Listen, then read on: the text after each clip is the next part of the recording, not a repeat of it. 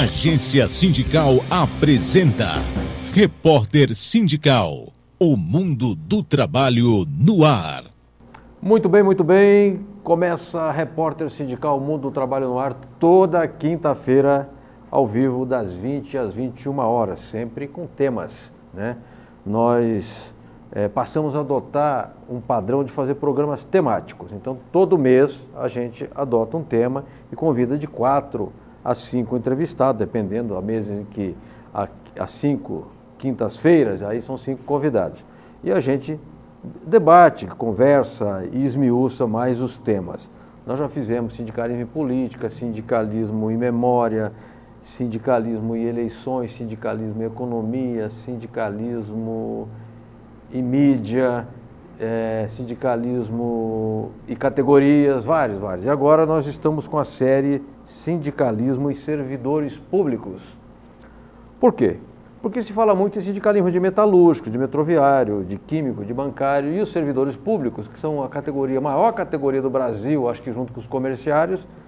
Esse segmento, nem sempre o sindicalismo é abordado pela mídia e muitas vezes é abordado de forma negativa, né? Pegam aspectos laterais do serviço público e dizem que aquilo é o representativo dos servidores, quando verdadeiramente não é. Os servidores públicos são absolutamente indispensáveis à vida nossa, à vida civilizada. Como é que você vai viver sem serviços públicos? Como é que você vai viver sem servidores públicos te atendendo na hora que você precisa? Por exemplo, a polícia é serviço público, o bombeiro é serviço público, Santa Casa é serviço público, professor é serviço público, não é verdade?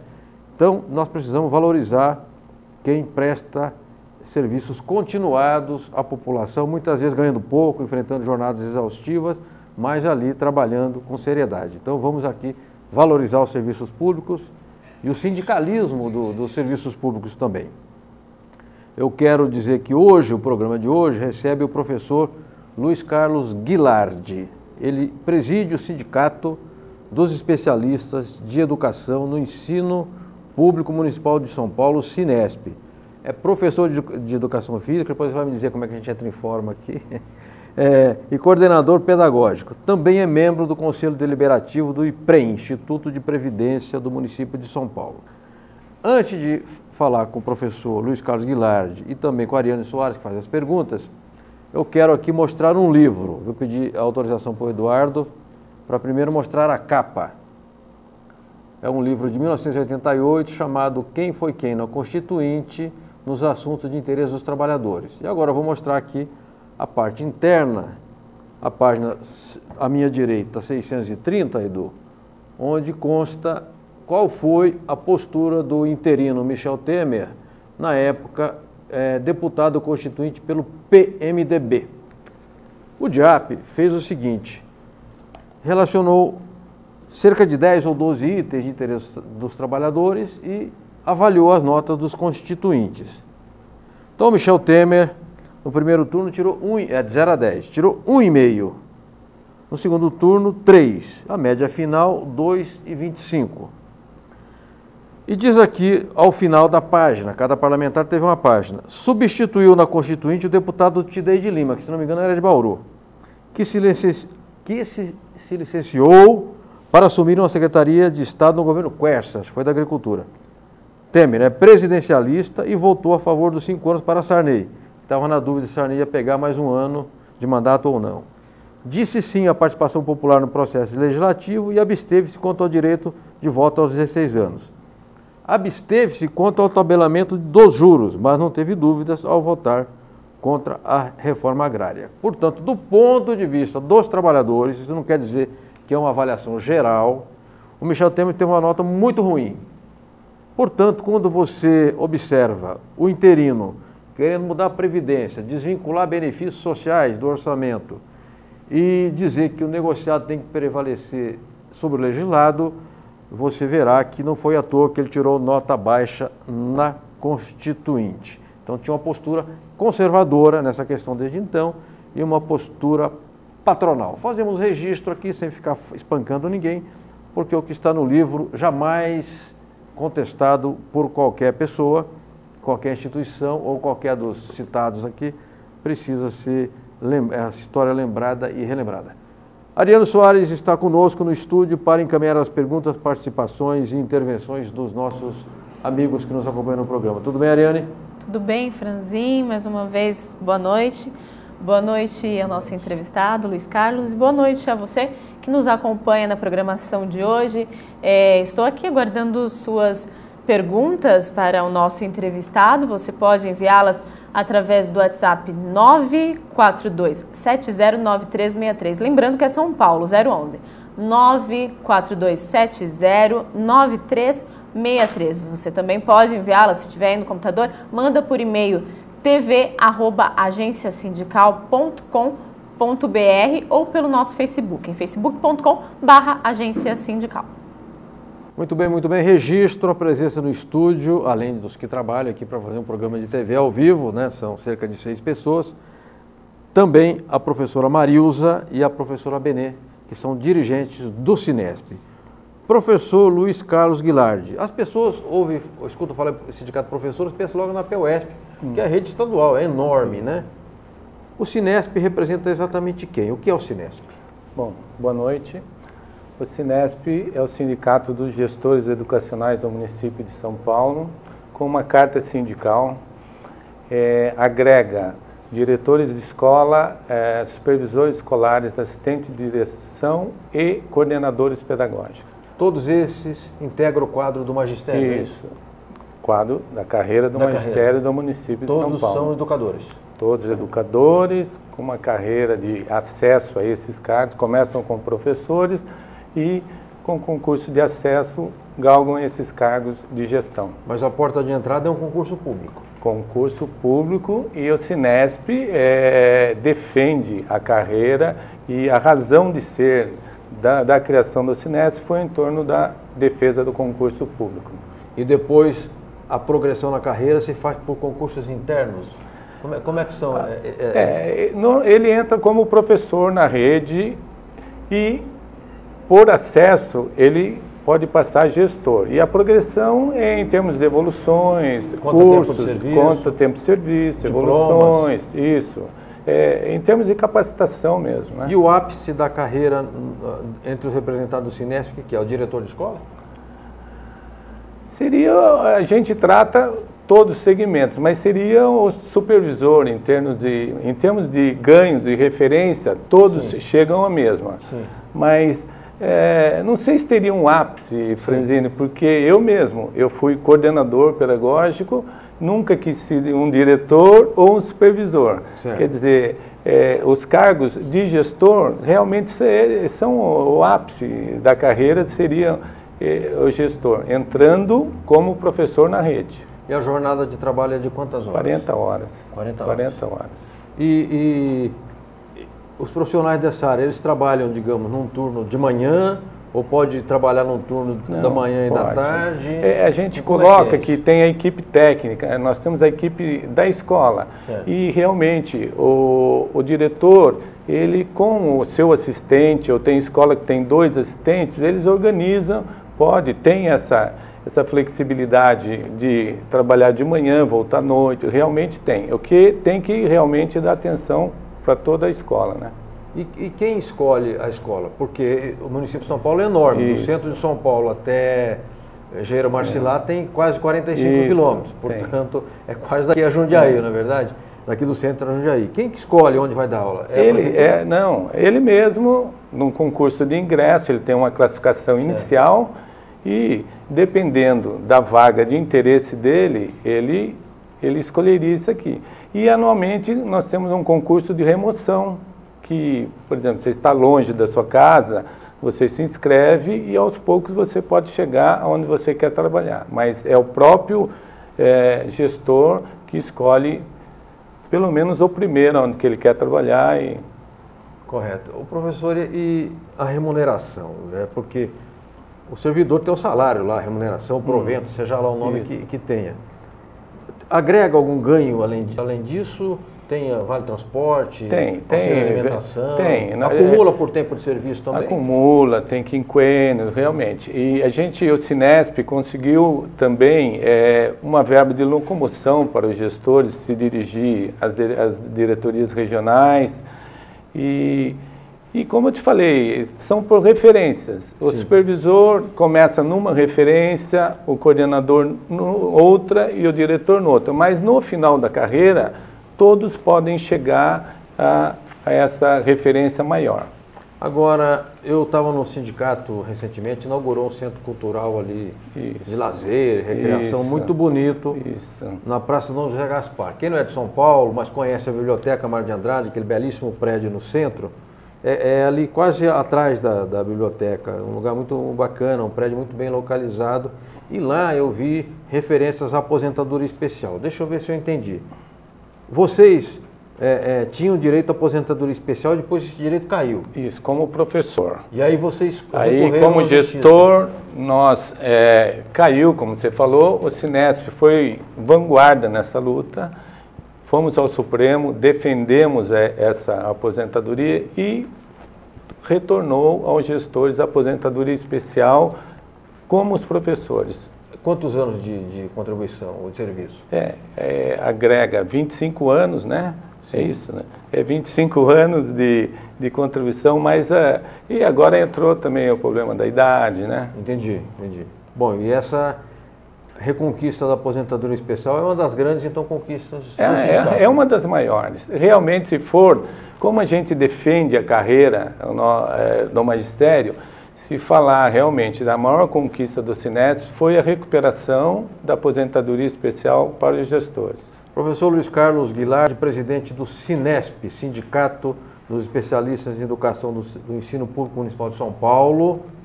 A sede agora está na Libra Badaró, é isso? Isso, a sede administrativa. E como você falou, nós inauguramos o nosso Centro de Formação, Cultura e Lazer, que o Cinesp sempre se embasou também para dar formação aos seus filiados. E realmente, no momento, é a menina dos olhos nosso, que nós estamos tratando com muito carinho aquele espaço. Muito bacana, tem um auditório belíssimo no centro, do lado do metrô. 2 metrôs, que você tem a Praça da República de um lado e Anhangabaú do outro. Portanto, é fácil acesso para todos. Antes de passar ao jazz e dar um recado aqui, acho que é o Clemente Ganso que fala hoje, eu estava manuseando esse livro, professor, e curiosamente, entre os parlamentares, deputados federais e senadores, eu vi muitos professores. Um deles, o professor Solon Borges dos Reis, se não me engano, foi secretário aqui em São Paulo, e vários outros professores. Eu vou te perguntar, mas depois, se ainda existe essa tradição de ter professores, por exemplo, na Câmara Municipal de São Paulo, se nós temos uma bancada ligada à educação, porque eu acho de absoluto...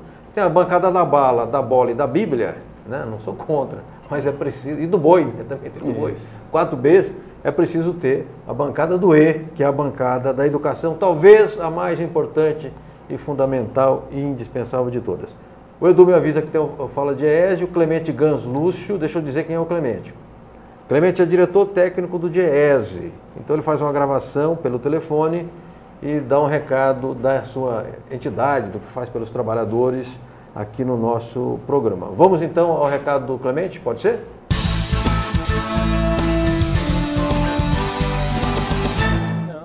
Boa noite, Franzin. As centrais sindicais estiveram reunidas com o governo para tratar da proposta de reforma da Previdência que o governo tem pautado.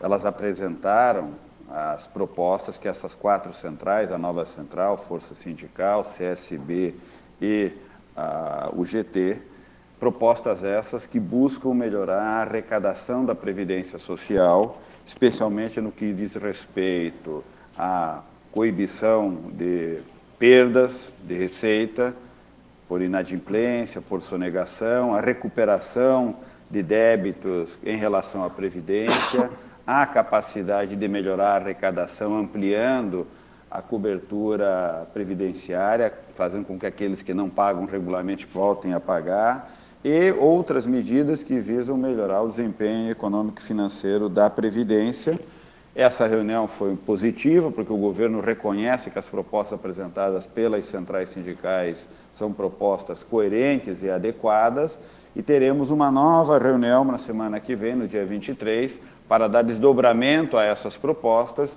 e o governo trazer um conjunto de outros elementos para o debate sobre a questão da Previdência, que, na visão das centrais sindicais, deve ser sempre olhada no âmbito da Seguridade Social.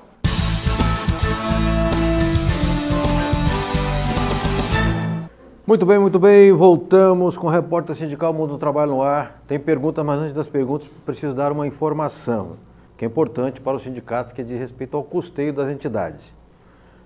Se constituiu na Câmara dos Deputados uma comissão especial, presidida pelo Paulo Pereira da Silva, que tem como relator da matéria o Bebeto, o deputado Bebeto do PSB da Bahia, para normatizar o custeio, que está aqui, estou com o livro da Constituinte, está na Constituição, mas não foi regulamentada a matéria, o que enseja muitos abusos de todos os lados e, às vezes, muito autoritarismo do Ministério Público, frente aos sindicatos. Então, ontem houve lá uma reunião, não pôde ser votado o relatório, porque havia ordem do dia, então tem o Congresso é muito cheio de regimento, de itens, de detalhes, é a própria vida legislativa. E não foi, o relatório foi lido, foi dado ao conhecimento de todos, mas o Paulinho está trabalhando, segundo me disseram, para colocar em votação terça-feira. Na agência sindical nós estamos acompanhando, o Valtinho, que é o jornalista que cobre essa área, ele está acompanhando para e passo e nós vamos divulgar, ou pelo repórter sindical, ou pela rádio, pelo nosso site, enfim, informaremos o sindicalismo. Luiz Carlos Guilardi, presidente do Sinesp, agora nós vamos às perguntas. Ariano Soares, podemos já encaminhar a primeira aqui ao nosso professor e entrevistado de hoje, da noite? Sim, podemos. Primeira pergunta a ser feita é do consultor sindical e membro técnico do DIAP, Departamento Intersindical de Assessoria Parlamentar, o João Guilherme Vargas Neto. Luiz Carlos, o que o Sinesp tem feito a mais do que defender salários e direitos dos seus representantes? Bom, o Sinesp ele tem um rol de lutas, tanto em termos municipais como nacionais. Eu vou começar pelas nacionais. Nós acompanhamos a própria Previdência, agora a instalação da Frente Nacional da Previdência. Nós estamos também acompanhando a PEC 555, e, quer dizer, o sindicato ele está envolvido numa série de atividades em defesa e valorização do trabalhador, não ficando apenas em questões salariais e corporativas. Eu quero crer que a própria inauguração do Centro de Lazer e de Formação também vai ao encontro da pergunta do João Guilherme. Justamente. Nós preocupamos com a formação, com o lazer, com a cultura e, principalmente, o nosso diferencial, nós nos preocupamos com a nossa base, que é mais de 50% de aposentados, que a gente trata com dignidade e respeito. Professor, quantos tem na ativa hoje na base do Sinesp? 5 mil, em torno de 5 mil, isso. Isso, 50% desses são aposentados. Mas a categoria no geral cerca de 10 mil, então? Não. Considerando os da ativa e aposentados? Não, em torno de 5 mil.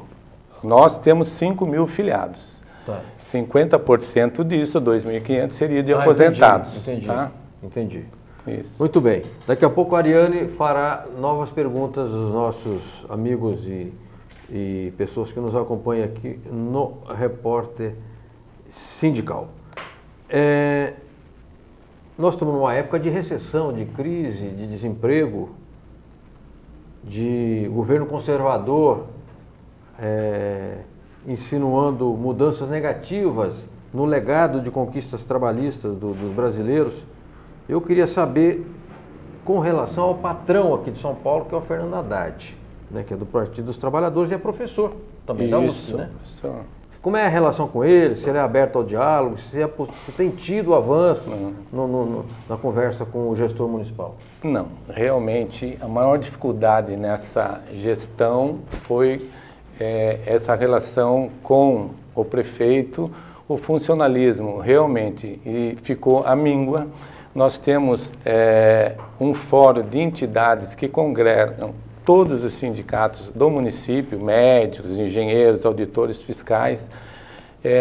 Ele, no início de seu mandato, ele reinstalou o SIMP, que é o Sistema de Negociação Permanente. Se não me engano, tinha sido criado no governo da Marta.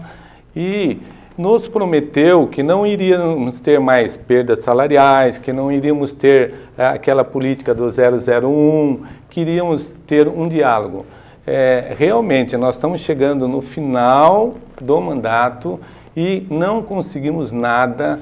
Eles vieram com uma política de valorizar algumas carreiras em detrimento de outras que nem foram valorizadas, isso justificando não dar um aumento linear para o funcionalismo. Mas o diálogo, muito difícil, muito difícil. E hoje, quem é o secretário municipal da Educação aqui em São Paulo? Então, nós tivemos na posse dela semana passada, como o professor Chalita saiu, que deve sair candidato, entrou a vice-prefeita Nádia Campião. Isso possibilita uma abertura de diálogo? É isso que nós avaliamos assim, em 4 anos de governo, nós tivemos o César Calegari, o Chalita, agora a Nádia Campião, então realmente não teve uma política educacional constante e afirmativa. Quer dizer, isso não gera uma continuidade, que seria positivo, né? Não. E independente, hoje nós tivemos numa conversa na Secretaria Municipal, e a gente vê realmente que as coisas não caminharam, que os projetos implantados não deram certo, por exemplo, da segurança. Foi alardeado na mídia que a Prefeitura iria, para melhorar a segurança do entorno das escolas, sim, a Operação Delegadinha, que o guarda, que tem a Operação Delegada, sim, do Estado. A Delegadinha, isso, agora seria o GCM. Mas não deu em nada. Então, realmente, a administração Haddad, e pelo nosso retrato da rede, que a gente vai falar um pouco mais, ele foi bastante reprovado. Tá. O nosso retrato é de 0 a 1, e com índice de 0,25 e esse ano 0,27. Então, realmente, pro funcionalismo e para a educação, que a gente questiona muito as terceirizações, sim. Né? Realmente foi um governo difícil da gente conversar. Muito bem, nós estamos hoje tratando de sindicalismo e servidores públicos, que faz parte da série deste mês de junho, recebendo o Luiz Carlos Guilard, presidente do Sinesp, Sindicato dos Especialistas de Educação no Ensino Público Municipal de São Paulo, ele que é professor de Educação Física de formação, coordenador pedagógico, exerce essa função, é membro do Conselho Deliberativo do IPREM, Instituto de Previdência do município de São Paulo. Daqui a pouco ele vai falar aqui um pouquinho sobre o IPREM. Eu citei o livro dizendo que o Legislativo brasileiro tem uma tradição, eu sou do interior, né, então eu convivi muito com câmaras municipais. Havia muitos professores e advogados nas câmaras antigamente, né? Eu não sei como é que é hoje, mas eu queria saber se na Câmara de Vereadores os professores, sejam do Sinesp ou ligados a outro tipo de sindicato que tem aqui no município, se eles têm aliados na Câmara Municipal.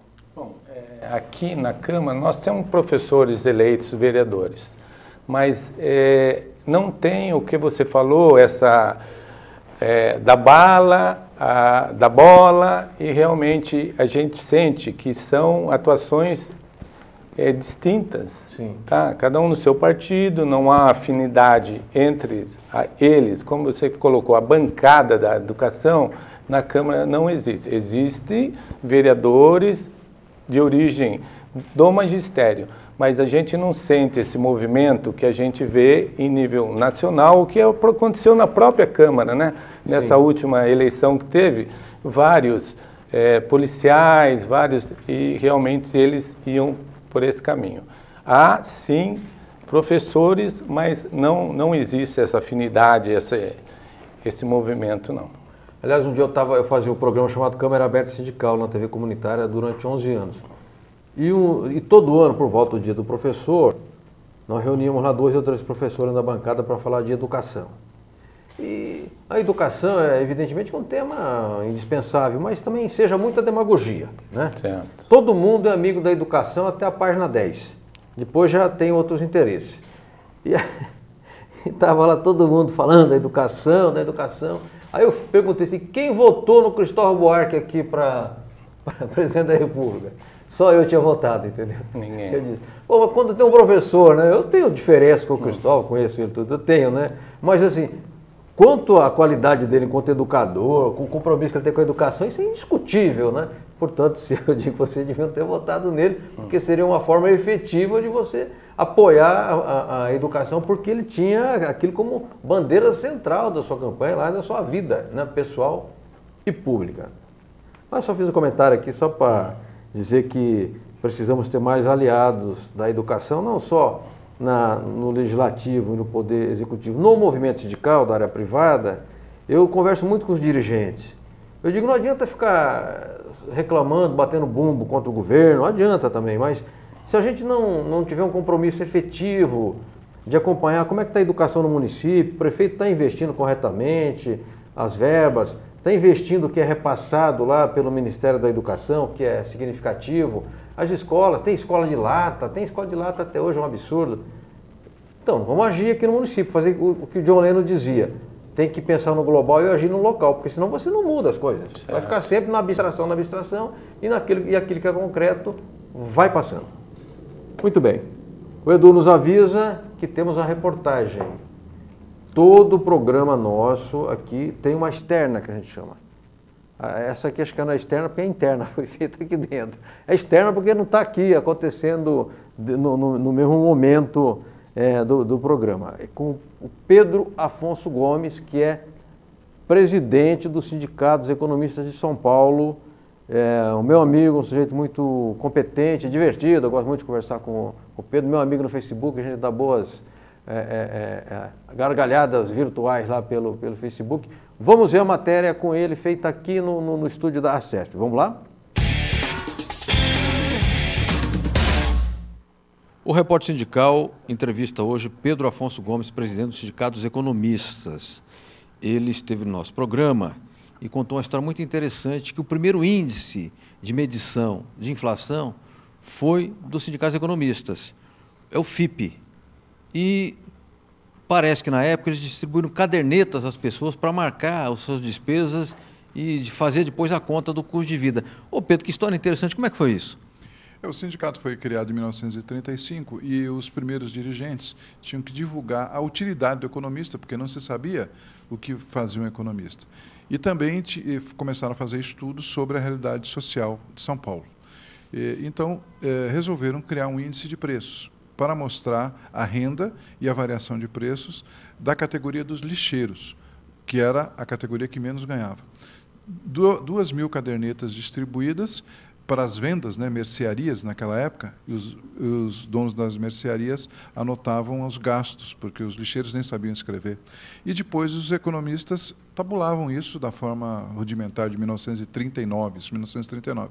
E este estudo final deu fundamento para alguns artigos e algumas articulações do sindicato, sugerindo a criação do salário mínimo, que se deu logo em seguida, em 1940. Então, alguns artigos do então presidente Frederico Hermann Júnior, presidente do Sindicato dos Economistas em 1939, fez com que motivou o Ministério do Trabalho, o Getúlio Vargas, a criar o salário mínimo em 40. Interessante essa história, porque a índice a gente do movimento sindical conhece o ICV-DIESE, o INPC, que é do IBGE. Que diferença básica há entre aquela condição de 1939 dos trabalhadores e hoje, Pedro? Com relação a preços, na verdade existia uma variedade menor de produtos, então você tinha uma cesta mais reduzida. Hoje o que você tem é muita opção, então é muito mais complicado um cálculo hoje de índice, porque as cestas vão variando, existem índices que variaram de metodologia por muito tempo, por isso que às vezes não dá para você comparar um índice de 1940 com o índice de agora. Então você precisa disso. Então, na verdade, o índice de preços significa o quê? A inflação média. Mas eu tenho a minha inflação particular, você tem a sua, cada um tem a sua inflação. Cada um tem que medir a sua inflação, porque é do seu bolso que sai o dinheiro. Entretanto, na média, você tem os índices INPC, IGP, etc, etc. Pedro Afonso Gomes, presidente do Sindicato dos Economistas, falou ao Repórter Sindical e contou uma bela história. Muito bem, voltamos com o Repórter Sindical Mundo do Trabalho no Ar, hoje falando de sindicalismo e servidores, especialmente os servidores da educação, porque temos aqui no estúdio Luiz Carlos Guilardi, que preside o Sinesp, que é o Sindicato dos Especialistas de Educação do Ensino Público Municipal de São Paulo. Temos perguntas, Ariane Soares, podemos passar aqui para o nosso Luiz Carlos, vamos lá? Podemos, a professora Marilza Gomes também participa. Beleza. Aqui, professora, e ela também é diretora do Sinesp. Luiz, você é conselheiro do IPREM.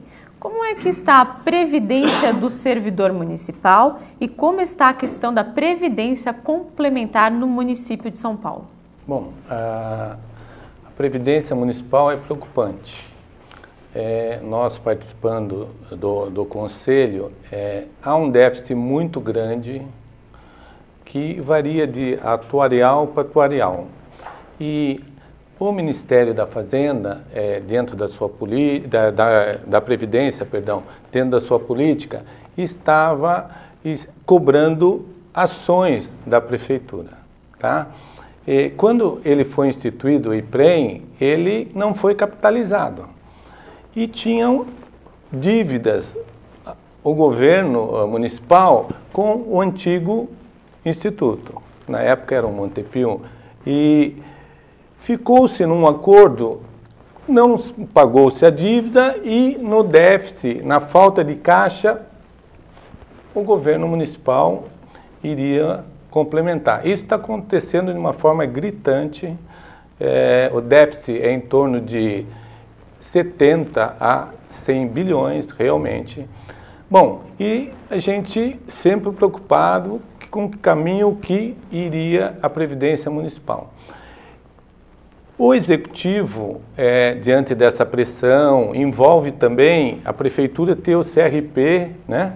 E para ter as verbas federais, então, sem uma discussão prévia com o funcionalismo, quando você colocou como que está o governo Haddad, aí que a gente vê a falta de diálogo, a falta de compromisso, de valorização do funcionário público, ele mandou um PL fechado para a Câmara, um projeto de lei, sobre a Previdência Complementar. Houve uma revolta muito grande e, inclusive, nós do Conselho, que nós temos reuniões mensais, também fomos pegos de surpresa. Quer dizer, vocês não foram chamados para opinar na elaboração do projeto de lei? Na elaboração, foi o superintendente, a equipe do prefeito e a gente, desde a gestão passada, que ouvia-se que, em decorrência da complementar 40, 41, teria que regulamentar essa previdência. Mas, de repente, o PL na Câmara. Houve uma grita muito grande, o Conselho se posicionou de uma forma bastante agressiva e está lá na Câmara tramitando, com audiências públicas. A gente não sabe como será a gestão desse novo modelo de previdência. A gente defende que os servidores têm que estar presentes. Não sabemos, o servidor que entrar no funcionalismo e com salário acima do teto, ele vai ser, para ter a sua aposentadoria garantida que está na ativa, ele teria que contribuir. Mas o que seria essa contribuição definida?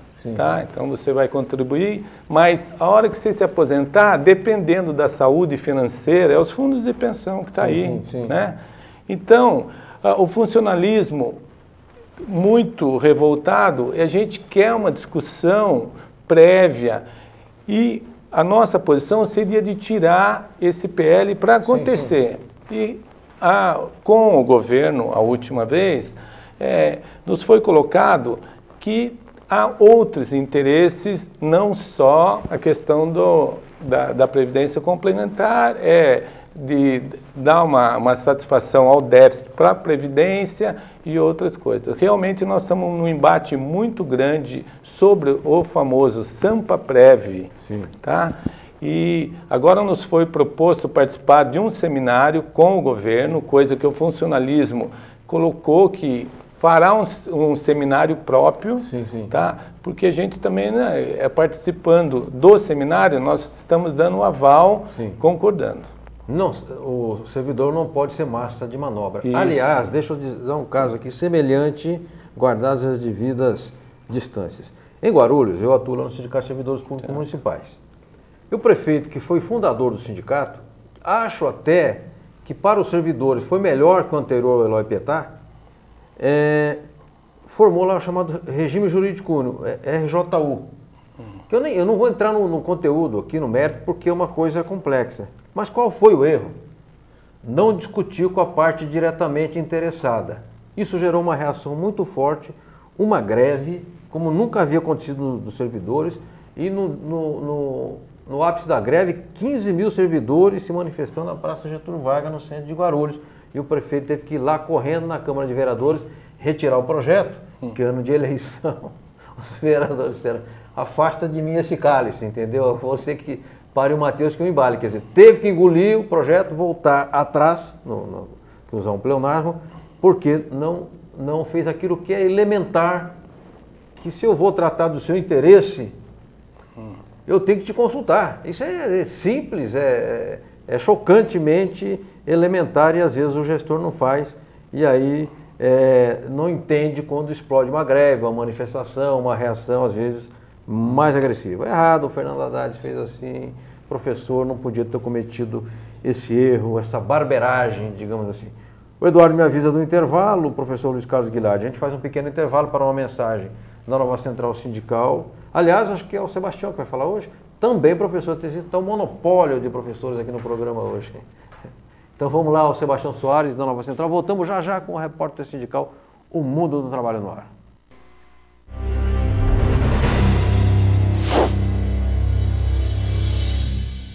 A nova central está atuando junto com as entidades sindicais do Congresso Nacional no enfrentamento ao PLS 555. O que é o PLS 555?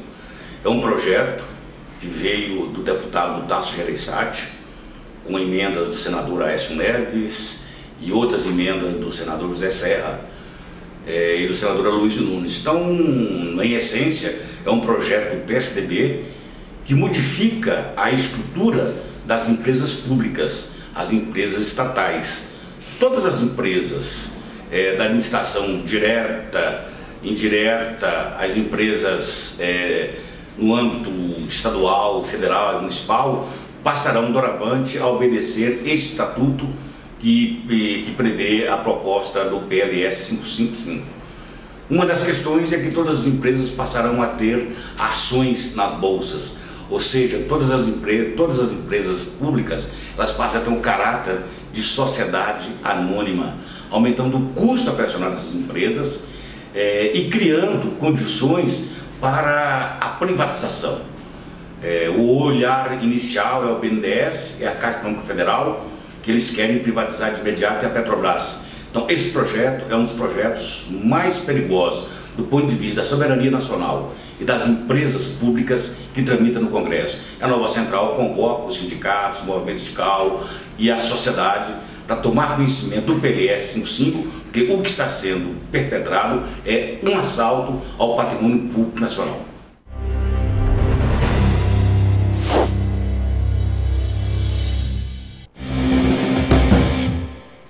Muito bem. Voltamos com o repórter sindical Mundo do Trabalho no Ar, hoje com o Luiz Carlos Guilherme, presidente do Sinesp, falando de sindicalismo no setor público, falando de educação, e ele também acabou de falar sobre uma questão importante que é o IPREM, Instituto de Previdência do município de São Paulo, e um PL do prefeito Haddad, que não foi, digamos, deglutido pelos servidores, pois não houve o necessário e sempre recomendável diálogo prévio com as partes interessadas.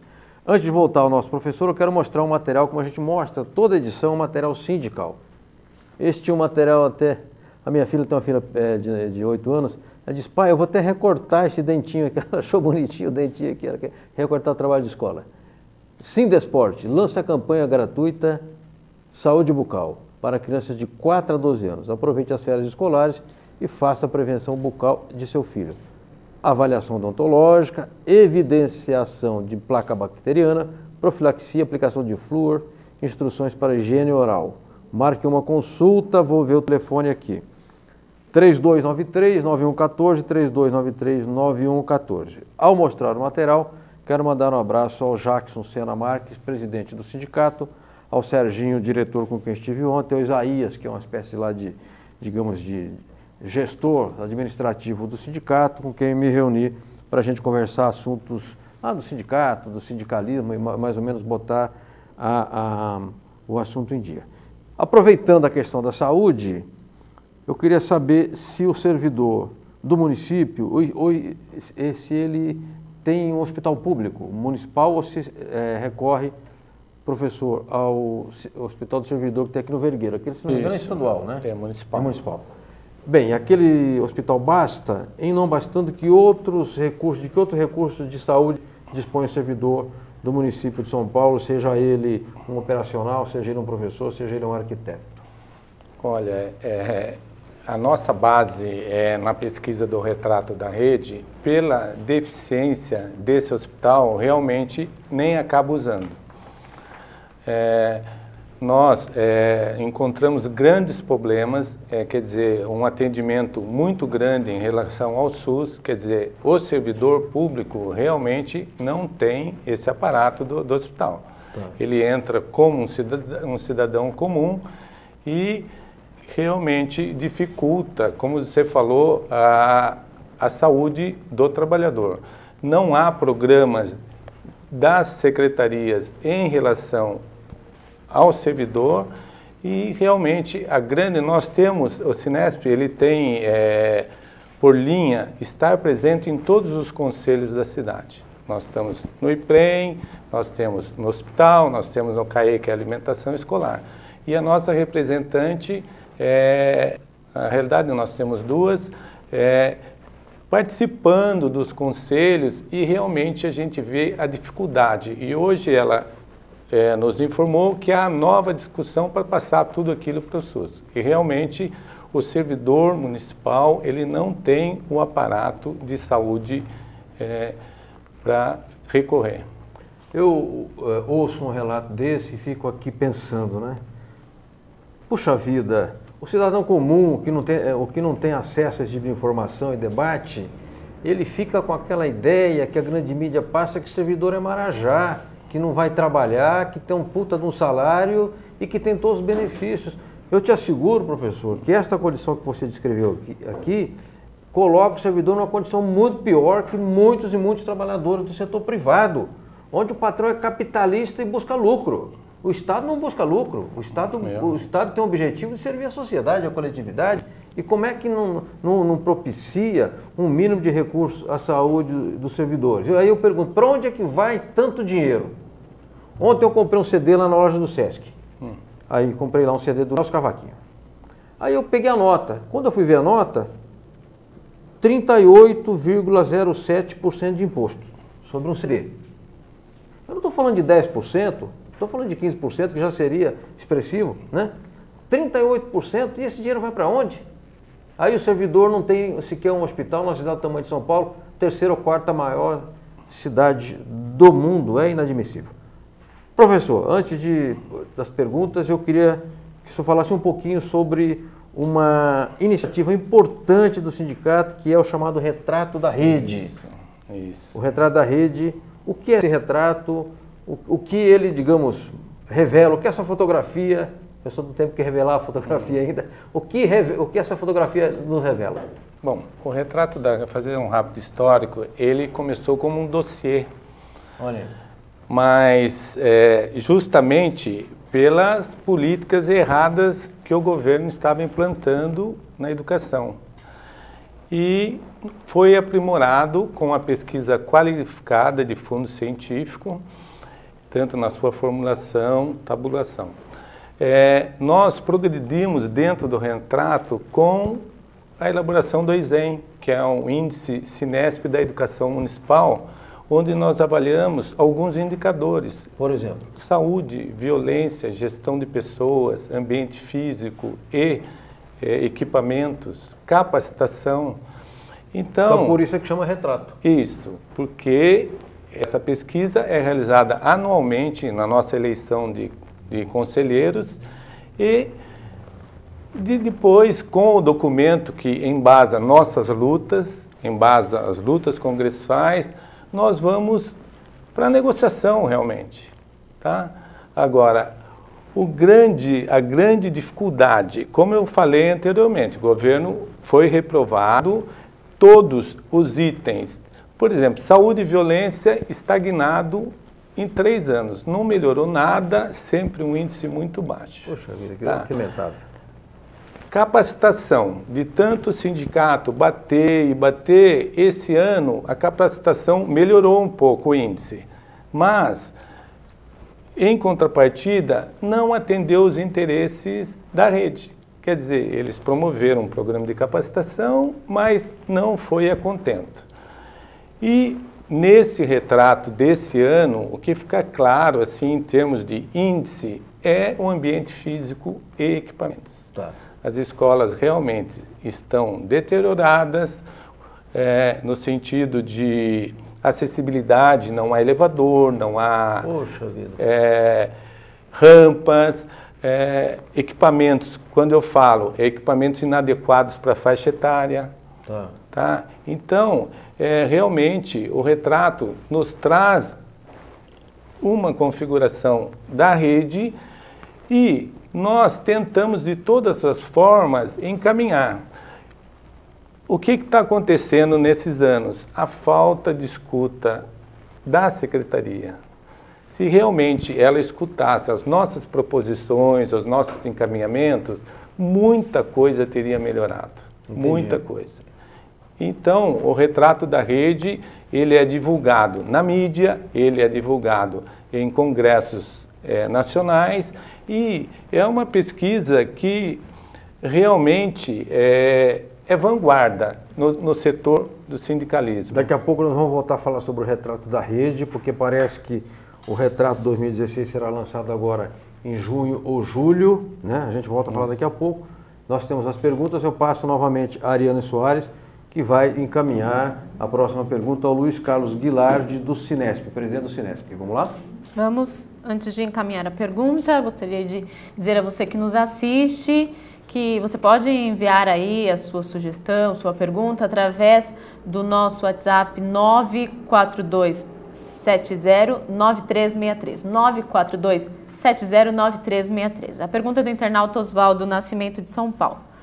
De modo prático, o funcionalismo público organizado tem conquistado. O que o funcionalismo público organizado tem conquistado para dar celeridade à Convenção 151 da OIT, que trata das relações trabalhistas no setor público? A Convenção 151, o governo brasileiro acho que não ratificou ainda, aquela que estabelece, é a database, né, que estabelece? Isso. Ela fala da negociação coletiva. Entendi. Né? Do servidor público. Isso. E sem diferenciar se é municipal, da União. Do servidor público. Ela fala do direito à greve, ela fala da liberdade sindical. Entendi. Então, o que a gente acha disso aí é que, apesar dela ser implantada em 2013, ela não está regulamentada no seu todo. A negociação coletiva, que é importante para a gente ter celeridade e resultados, falta essa regulamentação.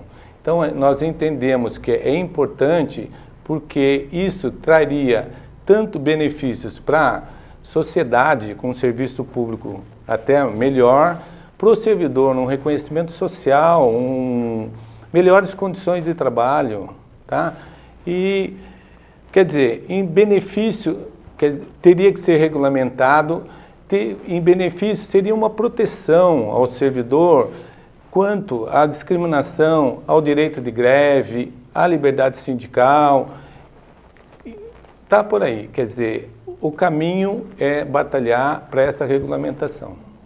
Eu vou citar um outro caso de uma prefeitura que eu acompanho. O sindicato conseguiu uma lei que criou a CPN, chama Comissão Permanente de Negociação.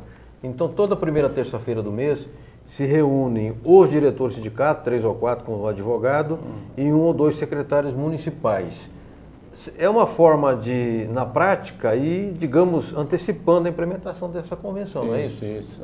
Concordo. E aqui em São Paulo, isso funciona? Existe? Funciona? Não, é como eu te falei, nesse sentido, não. Nós temos negociação com o funcionalismo através das mesas setoriais, por exemplo, a saúde tem as suas mesas, a educação a sua mesa, quer dizer, mas não tem assim uma negociação mais coletiva e mais significativa. Perfeito. Professor Luiz Carlos Guilardi, vamos voltar aqui ao retrato da rede.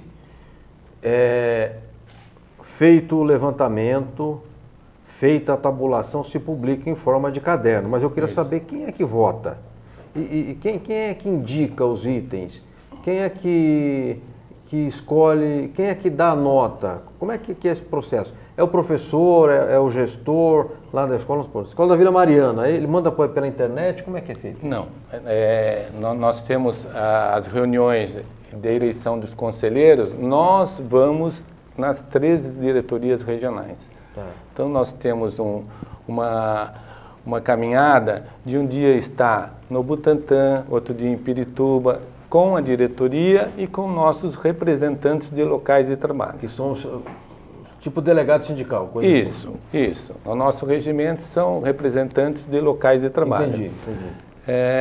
Nessa reunião inicial de ano letivo, nós levamos a pesquisa e antigamente, a gente estava fazendo tudo na prancheta, tabulando. Agora nós já estamos no tablet. Eu quero ressaltar, nós temos uma assessoria muito boa do sociólogo Rudá Ricci. Rudá Ricci, conheço ele. Isso. Então, ele é a nossa assessoria, o retrato também é em parceria com ele. E as questões saíram das nossas próprias lutas de congresso. Tá? Todo ano nós reavaliamos e colocamos projetos novos do governo. Tá. Então, aí agora, como você falou, nós estamos na fase final e vamos divulgar. Como que a gente divulga?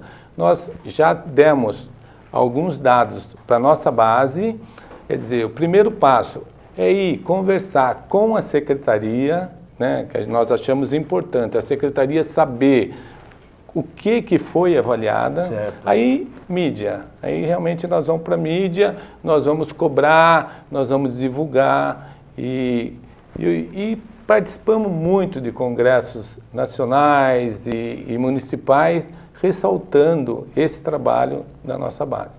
Queria dizer que se eu fosse candidato a prefeito aqui em São Paulo, eu correria no sindicato para pegar esse retrato. Com certeza. Porque eu vou economizar muito na elaboração de programas de governo, viu? Porque ele ganha muito dinheiro fazendo programa de governo, né? Isso. Aí, esse retrato já te dá um pedaço do programa de governo para a educação. Isso acontece, isso, com certeza.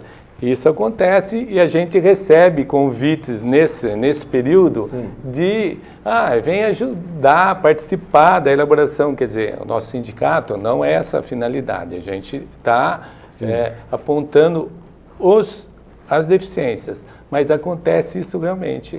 Diante daqueles dados, da evidência dos dados, como eu te falei, os indicadores eles mostram, por exemplo, gestão de pessoas. A falta de docente é gritante na cidade.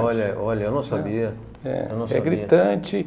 Então, isso dificulta toda a estrutura de organização da escola. Claro. Mas é bem o que você falou mesmo, Franklin. Realmente, com aquilo na mão, você tem a educação de São Paulo mapeada.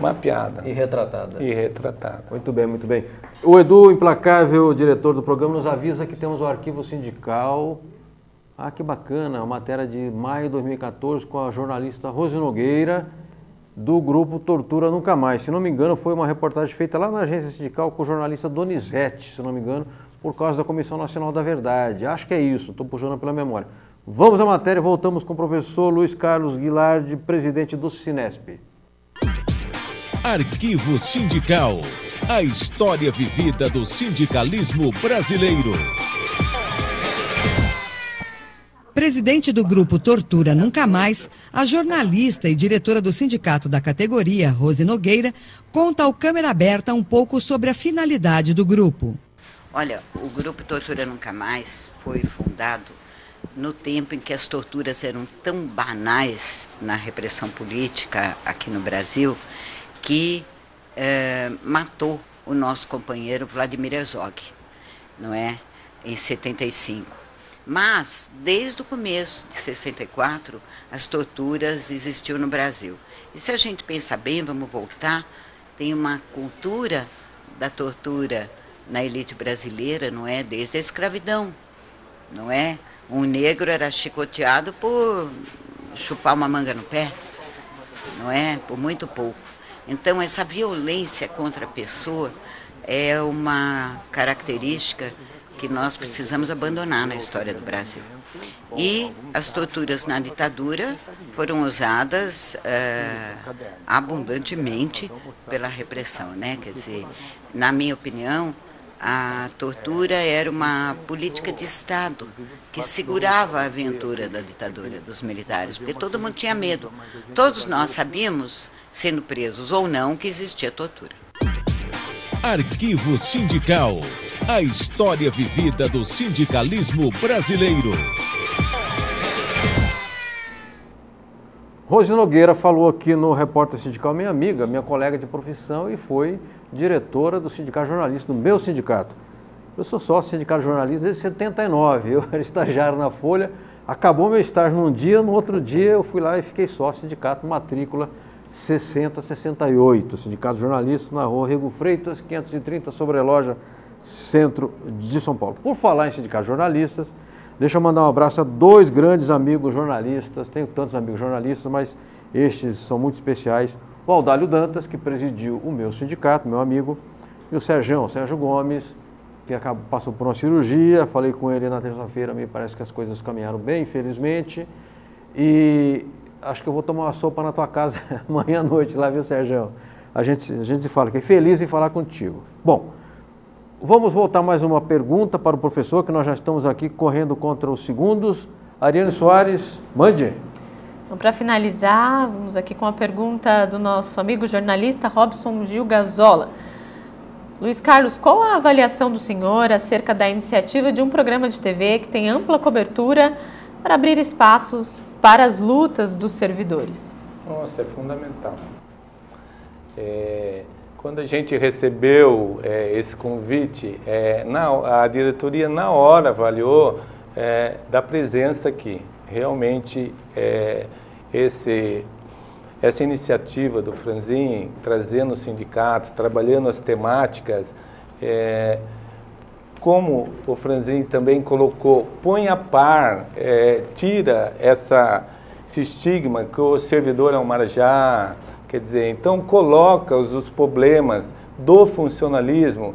Nós elogiamos muito esse tipo de iniciativa. Muito bem, a mídia está lá na Constituição, não estou inventando aqui. Ela tem, a propriedade tem papel social, está na Constituição também. Aliás, foi um dos grandes avanços que nós tivemos na Constituinte de 88 foi definir o papel social da propriedade. E a comunicação é comunicação social. Essa é a denominação. É como a Previdência é social.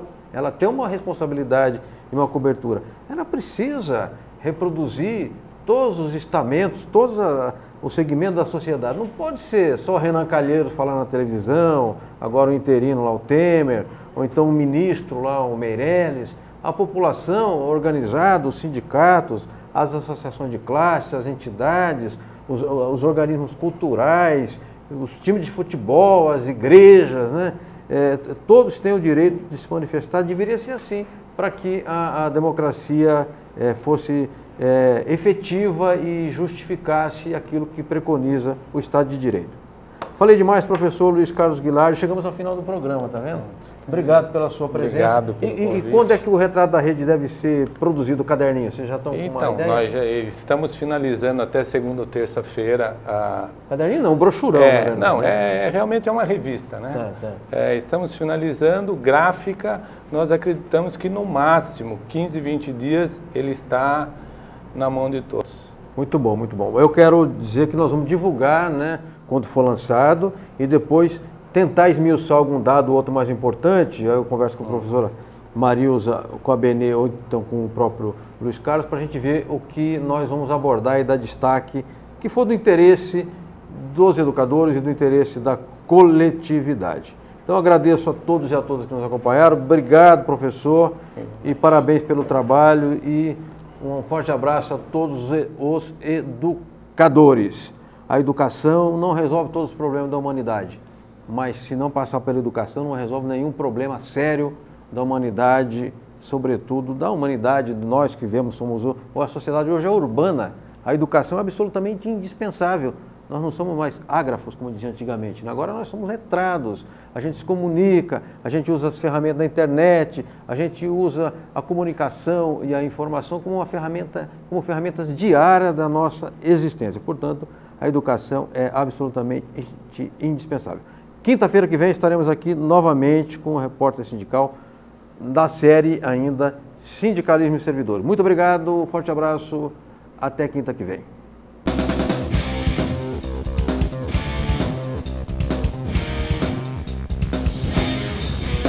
Agência Sindical apresentou Repórter Sindical, o mundo do trabalho no ar.